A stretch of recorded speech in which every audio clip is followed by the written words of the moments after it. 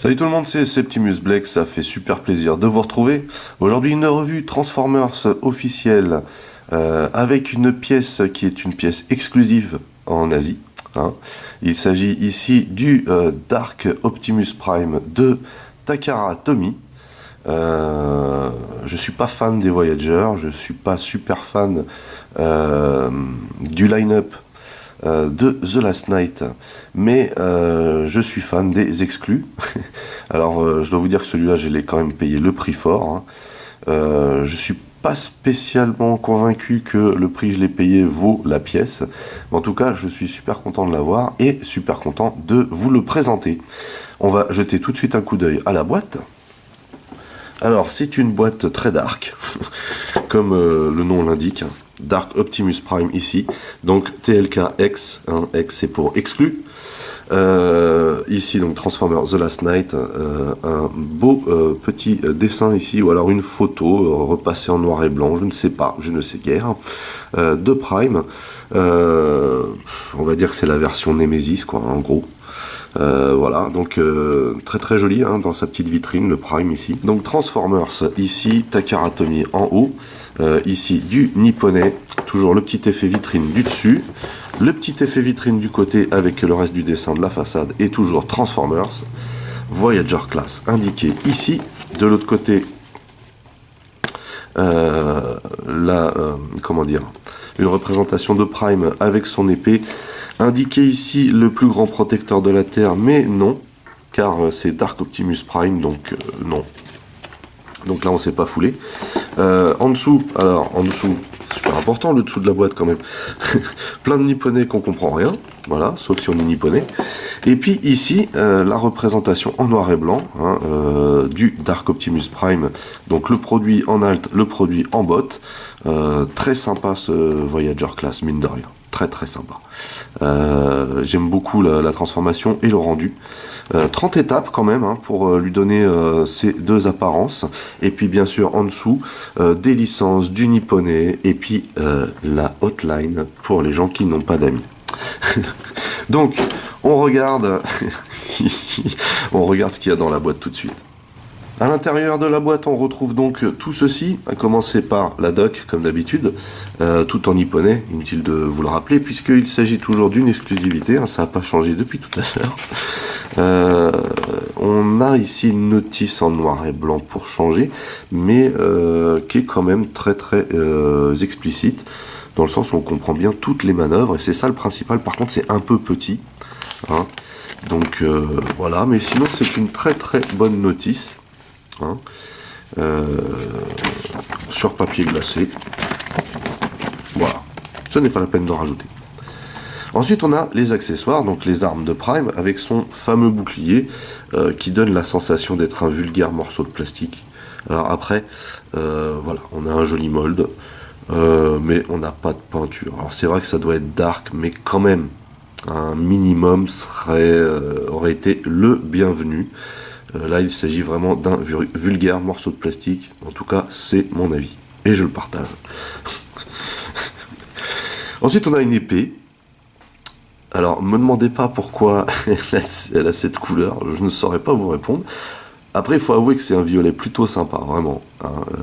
Donc, l'épée a un très joli mold hein, pour le format Voyager. Vous voyez, vraiment sympa. Mais voilà, la couleur n'avait pas besoin d'être changée. À mon avis. Voilà pour l'épée. Et puis bien sûr on a Prime. Alors un certain poids mais quand même voilà, c'est un petit peu light. Ça reste un Voyager par contre hein. Par contre la déco je suis absolument fan. Pourtant je suis pas super fan des gris qu'ils utilisent comme ça. J'appelle ça le gris de transformation en fait. Hein, c'est le gris qui vous colle à chaque fois dans les joints en plein milieu d'un travail de peinture superbe. Mais là en l'occurrence je trouve que il est sympa et il est bien retouché ce gris. Vous voyez, un petit aspect un peu brillant qui ressort bien. On va commencer donc par le visage. Hop, et on a, enfin ce visage est juste incroyable. À ce format là déjà. Et puis on reconnaît bien le visage de Prime possédé. Hein. Voilà. Donc les yeux sont à noter que les yeux sont de la même couleur que l'épée. Hein. Mais je suis absolument fan de ce visage. Toujours pas fan hein, des creux dans les cheminées. Il y en a marre des creux dans les cheminées. Voilà. On a donc une très très jolie déco et aussi un très joli mold. Notez toutes ces parties-là, là, on retrouve bien vraiment le mold du film. Ça, c'est juste cool. On a des bras très très bien proportionnés. Par contre, le système de transformation, vous voyez, se déboîte assez facilement. Cependant, c'est à noter quand même que ce système de transformation vous permet par exemple de prendre votre épée à deux mains. Voilà, ça peut être fun. Hein. Ici, on a l'épaulette articulée pour les besoins de la transformation aussi, mais c'est plutôt cool. On a plein de molds hein, aussi sur les bras, vous voyez. On a des creux. Non. Ici, on a donc les avant-bras très très jolis, vous voyez. Les mains très bien réalisées. À noter que les mains, bien sûr, ne sont pas articulées. Hein. Mais voilà, on a ici une partie hein, du toit. Du capot, excusez-moi. Ici, donc, on a cette vue-là de devant. Hein, vous voyez. Donc, c'est très très joli. De profil, par contre, c'est là, là. Voilà, moi, je trouve ça un petit peu lourd. Mais il fallait bien mettre ça quelque part, vous me direz. Hein. Et la vue arrière, à noter quand même qu'il n'y a pas de creux apparent hein, sur les différentes vues qu'on a. Ça, c'est plutôt cool par contre. Hein. C'est un bon point. On n'avait pas fini de le regarder de plus près, donc on a le pagne, hein, toujours. Les jambes ici. À noter que bien sûr, il y a des creux. Hein, voilà, à l'intérieur ici. Ça, bref, et on a une superbe déco et un superbe mold aussi au niveau des jambes. C'est vraiment classe, quoi. Vraiment classe. Donc là, ça donne ça de profil les pieds à cause de ce gros bloc. Et par contre, hein, les pieds ne peuvent pas être articulés en raison de la transformation. Si vous voulez qu'ils le soient, en fait, il faut déloger cette partie-là. Voilà, donc on peut passer maintenant aux articulations. Donc la tête de haut en bas, vous voyez, hein, autant que faire se peut. Bien sûr, on peut la tourner sur les côtés, mais on peut pas faire un tour complet. Mais bon, il n'y a aucun intérêt, vous me direz. Mais voilà, on a une espèce de joint boule, mais avec des crans. On les sent légèrement. Ici, on a donc les épaulettes articulées, hein, pour les besoins de la transformation, c'est cool. Les bras. On a des bons joints quand même dessus. Alors, comme je vous disais, on peut utiliser ça.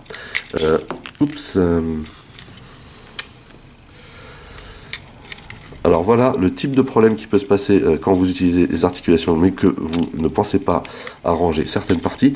À savoir que vous voyez derrière, hein, on a toute cette partie du backpack. Donc si ça s'est levé, voilà, il se passe ce qui vient de se passer. Mais on peut, voilà, tourner le bras de cette manière. Hein. On peut le lever, voilà. Et on peut ici, vous voyez, faire pivoter le bras. Ici, on a donc un coude qui est plutôt bien fait, puisque vous voyez, hein, on a un joint droit. Du coup, voilà, il n'y a pas de coupure ici. Ça, c'est vraiment sympa. Et par contre, hein, on n'a pas d'articulation poignet, pas de doigt articulé. Je trouve ça un petit peu dommage. Hein. Ici, on a une articulation à la taille. Hein, c'est pas du luxe. Ici, donc, le pagne est articulé aussi. À noter ici la petite déco très sympa qui va là. Vous voyez, ça, c'est cool là. Cette petite déco sur le côté. On a les jambes. Donc, les jambes, on peut les diriger vers l'arrière de cette façon. Sur le côté, c'est un peu plus compliqué, hein. Il faut d'abord la pencher vers l'avant et ensuite, justement à cause de ce fameux mold que je viens de vous montrer, pour la lever de cette manière, hein. Tout tient très bien, hein. Les joints sont parfaitement réglés. On peut lever le pied et faire un high kick, vous voyez. On peut donc ici tourner la jambe de cette manière, ça pivote très bien. Ici par contre, dû à la transformation, on peut plier le genou, mais alors c'est pareil, ce qu'il y a d'appréciable, c'est qu'on a un joint droit, donc on n'a pas de coupure, on a un véritable effet de genou, mais par contre, hein, vous voyez, à l'arrière, hein, ça bloque à ce niveau-là. Donc voilà, au niveau des jambes, on est gêné par la transformation. C'est pas dramatique, mais voilà. Par contre, moi, ce qui me pose un peu plus de problème, c'est les pieds, hein, qu'on ne peut pas, qui ne sont pas articulés. Alors, on peut les loger de cette manière. Après, on peut descendre comme ceci, donc utiliser une partie de la transformation pour qu'il tienne bien debout. Hein. Ça n'empêche pas de tenir bien debout, il n'y a pas de souci. Après, en dirigeant les jambes d'une certaine manière, voilà, on peut lui donner la posture que l'on souhaite, il n'y a aucun problème. N'empêche que je trouve ce Voyager très sympa, hein, pour le coup, et en tout cas ce repaint est vraiment, vu que c'est une exclusivité, du coup ça tombe bien, mais est vraiment sympa et retranscrit bien ce qu'on voit dans le film, donc ça c'est plutôt cool. Avant de passer au comparatif, on va tout de suite lui stocker ses armes. Alors, vous avez deux manières de stocker les armes ici. Vous avez, vous voyez, ici là, une partie dans laquelle vous pouvez glisser l'épée, comme ceci. Ce qui donne vraiment un truc très très sympa. Hein. Par contre, dans le dos, on n'a pas d'endroit pour stocker le bouclier. Même si on lève cette partie-là, vous voyez, ça aurait été sympa de prévoir peut-être quelque chose à l'intérieur pour pouvoir glisser le bouclier dedans. Notez que ce backpack, voilà, il est souple, hein. Il n'est pas super bien loqué, c'est ce que je voulais dire. Donc le bouclier par contre, on peut le mettre sur l'avant-bras, à ce poste. Voilà. À noter quand même que ça donne quelque chose de plutôt pas mal, mais que je le trouve sous-dimensionné hein, par rapport à Prime. Et l'épée, du coup, on peut la ressortir et la mettre comme il est présenté dans la boîte vitrine, voilà, comme ceci.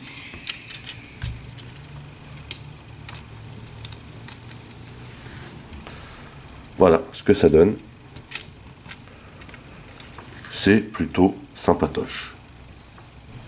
Pour la comparaison, le voici en compagnie du Voyager Class Galvatron. Toujours chez Takara aussi celui-là, du line-up AOE. Donc là on voit qu'on est dans un super format et que on peut très bien effectuer un display avec ces bébêtes sans aucun problème. Avec un autre Prime exclusif dont je suis absolument fan, le Rusty, et dont j'aurais bien voulu avoir une version de Wei Jiang en mode oversizé. On voit ici pareil hein, qu'on est dans le même gabarit. C'est juste excellent en fait. Maintenant d'avoir, c'est vrai qu'avoir un Voyager de ce mold est vraiment super cool. Moi je collectionne les exclus, comme vous avez pu le constater. Je suis assez select hein, au niveau des jouets TF. Moins sur les masterpieces, mais au niveau des jouets je suis très select. Et c'est vrai que ces deux exclus là ensemble, elles déchirent. Et pour finir avec le Calibur Prime, alors là on est obligé de remonter un peu pour vous donner une idée de la taille aussi hein, et pour vous montrer aussi que la finition de ce Voyager est quand même excellente par rapport à un leader hein, où ici on a vraiment des détails et de la peinture à foison hein. Ça aussi c'est une exclue ici hein, ça fait pas le figure mine de rien même s'il s'agit d'un Voyager. Allez, on va pouvoir passer à la transformation maintenant. Allez, c'est parti pour la transformation de la bébête. Alors, c'est une transformation plutôt simple, hein, mais c'est du phase par phase, quoi, hein. On va venir ici descendre ces parties du plastron, ce qui est plutôt cool comme phase. Ensuite, on va venir ici pour ouvrir le poitrail. Il faut vraiment bien déloquer, c'est pas facile. Voilà, donc on ouvre cette partie là comme ceci, vous voyez, c'est sur un double joint, c'est à la mode les doubles joints. Pour l'instant, vous voyez, on garde cette config. On va venir ici rentrer la tête à l'intérieur comme ceci. Ensuite on va venir de dos et on va s'occuper des avant-bras qu'il faut alors ici déloquer en fait comme ceci, et on a encore du double joint, on pousse ça vers l'avant, même chose ici, on déloque,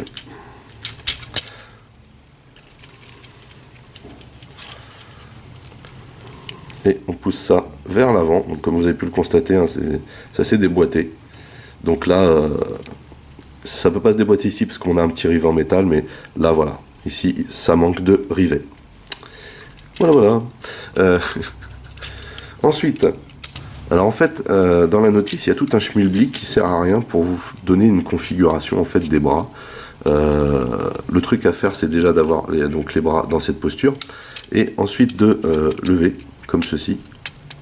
Vous levez les bras, voilà, avec les épaulettes qui suivent. Vous venez détacher donc la partie des épaules, voyez, et en fait, vous allez faire tourner le bras, voilà, comme ceci, de manière à ce qu'il puisse rentrer à l'intérieur et ensuite venir loquer. Vous voyez, il y a un petit c'est un petit lock ici pour l'épaulette, venir loquer l'épaulette dessus comme ceci, et normalement ça doit vous donner ça. Voilà, donc là pareil, on ouvre ici, on vient faire pivoter cette partie là, vous voyez, afin de pouvoir la rentrer à l'intérieur, et on va venir loquer directement l'épaulette au dessus afin d'avoir les bras dans cette configuration comme ceci. Et il faut veiller juste à ce que ici ce soit bien, que le capot soit bien formé, que les deux avant-bras, les deux parties du capot soient bien l'une en face de l'autre, sachant que pour l'instant on ne peut pas les loquer. Voilà, donc ça c'est pour cette partie là. Ils ont mis tout un bazar dans la notice qui ne sert pas à grand chose à mon avis, mais ce n'est que mon avis. Voilà pour cette partie de la transformation. Ensuite, on va venir ici et faire pivoter le bas du corps, hein, c'est-à-dire les jambes et la hanche.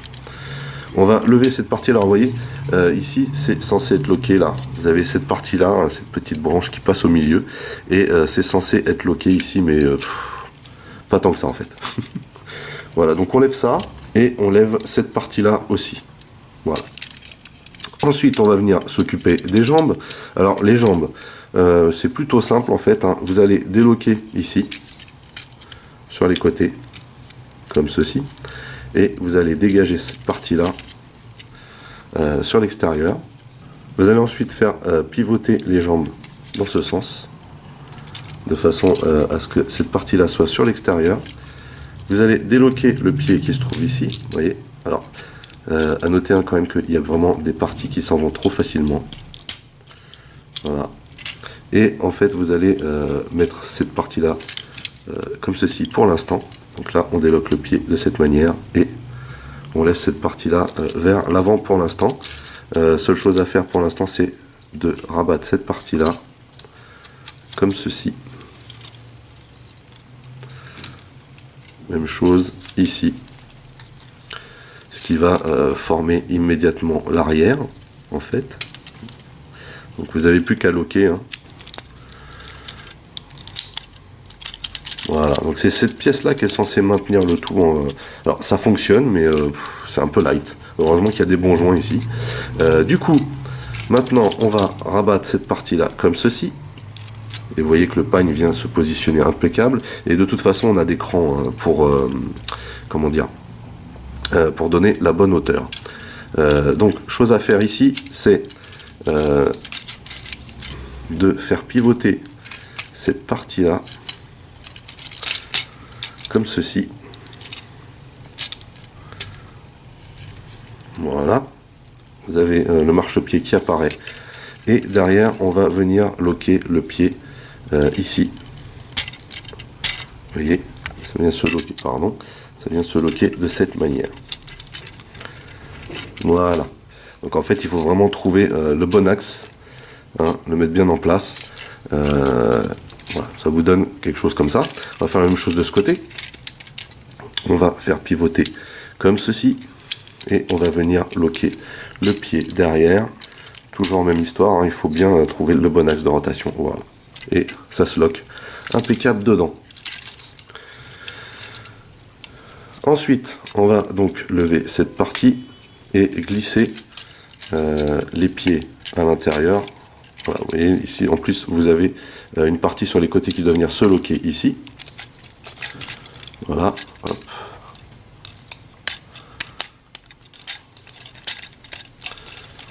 cette partie-là vient se loger ici en dessous et la partie des pieds vient se loger en dessous également. À noter que ici il faut vraiment faire en sorte que ça se loque. C'est pas évident parce qu'il y a quand même des parties chewing-gum. Voilà. Et voilà. Pour essayer d'avoir quelque chose de relativement droit, voilà. Il faut vraiment faire phase par phase. Maintenant qu'on en est là, on va juste sortir cette partie-là comme ceci. Alors, on va faire plutôt sortir de ce côté-là. Voilà, parce qu'elle doit venir se ranger ici. Comme ceci. Et vous voyez, ça va former la calandre. Donc la même chose ici. On met ça bien en place. Et on vient sortir cette partie-là qu'on vient caler de cette manière. Ensuite, on va justement utiliser cette espèce de double joint et rabattre l'avant. Sachant qu'il ne faut pas oublier d'y mettre les bras. Alors, les bras, on revérifie bien que ce qu'on a fait tout à l'heure est bien droit. Ainsi que le capot, et surtout le capot d'ailleurs, et on vient mettre ce fameux capot ici, et on rabat chaque partie de chaque côté pour venir loquer l'avant.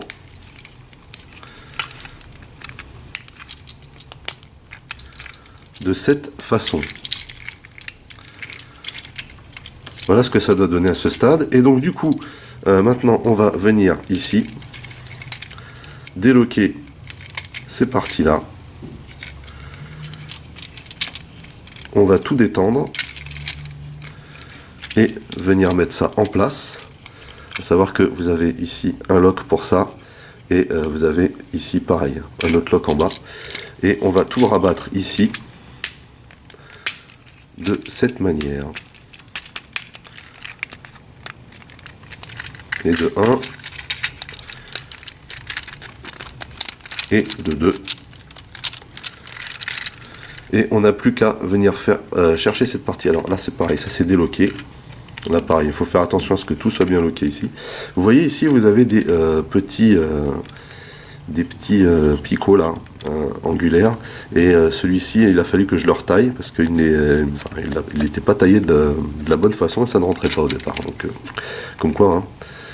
Ça arrive même au meilleur, comme on dit. Donc voilà, on va venir loger ça comme ça. On passe cette partie là derrière et on n'a plus qu'à appuyer pour tout loquer ensemble.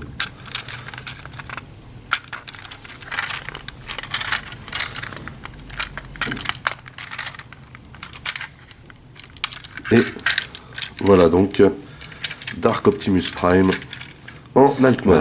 C'est un alt mode que je kiffe vraiment, et je le trouve très très bien réalisé en Voyager Class. Tout d'abord, ça roule très bien. Voilà. Alors par contre, ici, j'ai un petit souci moi. Cette roue là, elle roule pas super bien. Vous voyez, mais sinon il n'y a pas de problème. Ça roule impeccable. Il est en couleur dark, voilà, donc ça tombe bien, et il est très très bien peint en fait, hein. Il a une très très jolie réalisation de peinture, il a un très très beau look aussi, je le trouve très très bien proportionné, ça fait beaucoup de traits ça. Non, il est vraiment très très bien réalisé, hein. Il n'y a pas de souci. Alors d'abord on a une belle calandre avec bien sûr le trait bleu ici, on a le logo Totobot ici, on a une très belle peinture, vous voyez, vraiment sympa. On retrouve un petit peu tous les détails finalement qu'on a sur un leader, et ça c'est juste trop cool. Vous voyez, ici les réservoirs, on a beaucoup de couleurs à lui ici, hein, de silver mi-mat, mi-brillant finalement.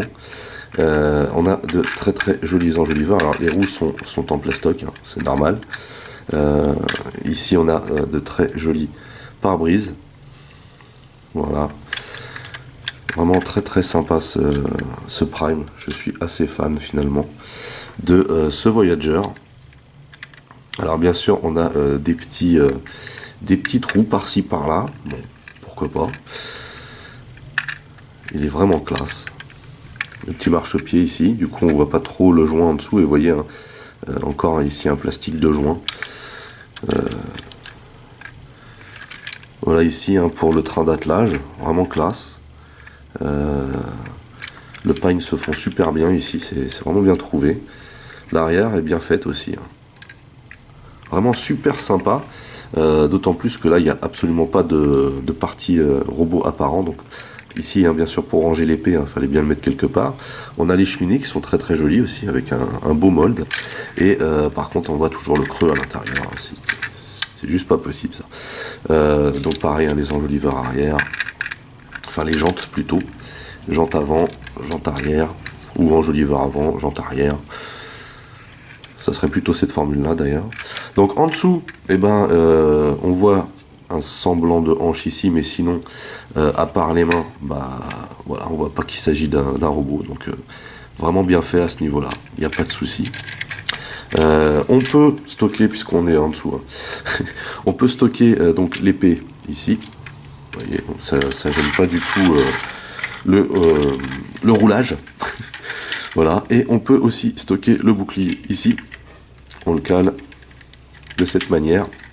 Et là du coup il dépasse pas et il se fond parfaitement avec le reste, sachant que ça c'est un bout de plastoc, mais au moins il a en mode stockage en alt mode, ça jure pas vu qu'il a la même teinte que le reste. Et donc vous voyez, du coup ça se marie parfaitement avec. Pour finir la revue, on va bien sûr faire un petit, non pas comparatif, mais si, allez, on va dire que c'est un comparatif.